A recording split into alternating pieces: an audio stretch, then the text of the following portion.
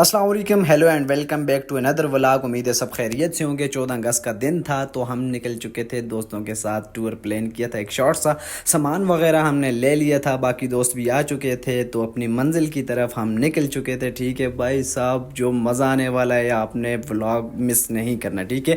Motor وے سے ہم سیدھا چلے گئے، سیدھا جو ہمارا سٹاپ تھا، اینڈ پوائنٹ تھا، وہ تھا ہمارا سچا جو بوڑی، ٹھیک ہے۔ تو موٹر وے کے راستے پہ گئے تو موٹر وے کا ویوز تو آپ دیکھ سکتے ہو۔ تو بھائی صاحب اتنی ٹریفک تھی، کیونکہ نارا میں آج کل جو ایشو چل رہا تھا، ٹھیک ہے، وہ مانڈری پل والا، اس وجہ سے جتنی بھی ٹریفک تھی، جتنے بھی لوکل ٹورسٹ تھے، انہوں نے یہ راستہ، ٹھیک ہے، یہ ہمارا بکرا آ چکا تھا۔ تو بھائی صاحب گرمی بہت تھی تو ہم نے بھی اس کو پانی وغیرہ پلایا تاکہ یہ فریش ہو جائے۔ تو بھائی صاحب پھر ہم نے اپنی گاڑی کو سٹارٹ کیا، چلتے گئے۔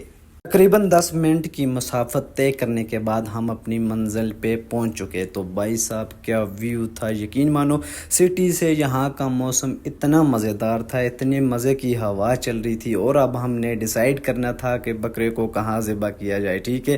ہم نے سارا سیٹ اپ اپنا جو تھا ریڈی کر لیا تھا، جاتے بکرے کے ساتھ سب کھیلنا چاہ رہے، ٹھیک ہے، اس کو الوداع کرنا چاہ رہے تھے، کیونکہ بھائی صاحب اس کو لے کے 2 دن سے جو شدید قسم کی بھوک تھی، یقین مانو کہ کس ٹائم یہ ذبح ہوگا، اور ہم اس کی یقین مانو باربیکیو کریں گے اور کڑھائی بنائیں گے، ٹھیک ہے۔ تھوڑا گرمی تھی، اس کو نلا رہے تھے، انجوائے کر رہے تھے، ٹھیک ہے۔ اس کے بعد ہم نے جو ہمارا پروگرام تھا، ٹھیک ہے، وہ ہم نے سٹارٹ کر دیا۔ چھریاں چاقو جو ہمارے تھے تیز ہو رہے تھے، یہ آپ دیکھ سکتے ہیں، سجاد دادا دی گریٹ مین، تو ماشاءاللہ سے ہم وہ جو پارٹ تھا ذبح کرنے والا وہ نہیں لگا سکتے کمیونٹی گائیڈ لائنز کی وجہ سے، کیونکہ آپ کو پتہ ہے کہ پالیسی بہت اسٹرکٹ ہے، تو یہ ہم نے ذبح کر لیا تھا۔ بلڈ آپ لوگوں کو اس لیے نہیں بتا رہے۔ تو یہ دیکھو بھائی صاحب کیا فریش ٹھنڈے پانی میں، یقین مانو۔ اس کے بعد ہم نے جو مسالہ وغیرہ تھا، ہر چیز ریڈی ہو چکی تھی، ہر بندہ اپنے کام میں مصروف تھا، کوئی بوٹیاں بنا رہا تھا، تو کوئی سیخ کے لیے بھائی صاحب، کوئی کڑھائی کے لیے مسالہ تیار کر رہا تھا، ہر بندہ اپنا، ٹھیک ہے، انجوائے کر رہا تھا، کیونکہ یہاں موسم اتنا مزیدار قسم تھا کہ آپ سوچ بھی نہیں سکتے۔ کڑھائی وغیرہ تیار ہو رہی تھی، آپ دیکھ سکتے ہو بھائی صاحب۔ ہمیں پتہ نہیں تھا کہ کیسا بننے والی ہے، کیونکہ سب آپ کو پتہ ہی ہے کہ ٹور پہ جاؤ تو ہر بندہ یہی کہتا ہے میں اس کو، ٹھیک ہے، کوک کروں، بس بالآخر جیسے تیسے کر کے ہم نے اس کو بنا لیا، ٹھیک ہے۔ اور ہمارا جو دسترخوان تھا وہ ریڈی ہونے والا تھا، کیونکہ بھوک کی شدت اتنی تیز تھی کہ مت پوچھو یار، ہر بندہ اس انتظار میں تھا۔ اور میرے پیارے بھائی پوچھ رہے ہیں اس میں سرکہ کتنا ڈلتے ہے، تو میں نے بھائی کہا میں کون سا کوک ہوں بھائی، جتنا دل کرے ڈال لو، ٹھیک ہے، لیکن اتنا رحم کرنا کہ یہ کھانے کے قابل ہو، ٹھیک ہے۔ پھر اس کا دل نہیں بھرا، اس نے بولا کہ میں تھوڑا سا اور ڈالوں، میں نے کہا یار ڈال دو، ٹھیک ہے۔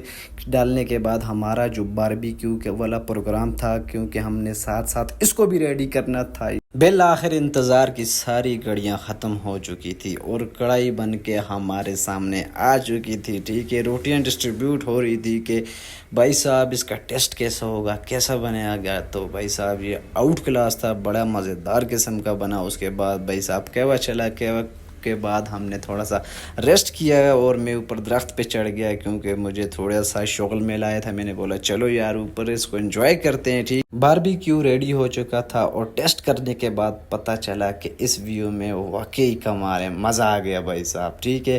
سب نے بھائی صاحب انجوائے کیا ہے، کیا ویو تھا یار، جو موسم تھا، جو ویدر تھا یار، آؤٹ کلاس۔ اس کے بعد پھر ہم نے چائے بنائی، چائے کا پروگرام کیا۔ ساکی ہے ہمارے بہت ہی پیارے دوست ہیں، سعودیہ سے آئے تھے، تو ان کا جو ٹرپ تھا اور مزیدار ہو گیا، کیونکہ سارے دوست اکٹھے تھے، گیدرنگ تھی۔ تو بھائی صاحب چائے بھی ہماری ریڈی ہو چکی تھی۔ پھر اس کے بعد ہم نے واپسی کی، تو بھائی صاحب شام بھی ہو چکی تھی، سروس بھی نہیں تھی۔ اگر آپ کو ہمارا ولاگ پسند ہے تو آپ نے چینل کو سبسکرائب کر دینا ہے۔ اور لاسٹ میں ہمارے ساتھ پھر وہی ہوا، پروگرام بڑھ گیا، ٹریفک جام، اور پھر ہم گھر لیٹ سے پہنچے۔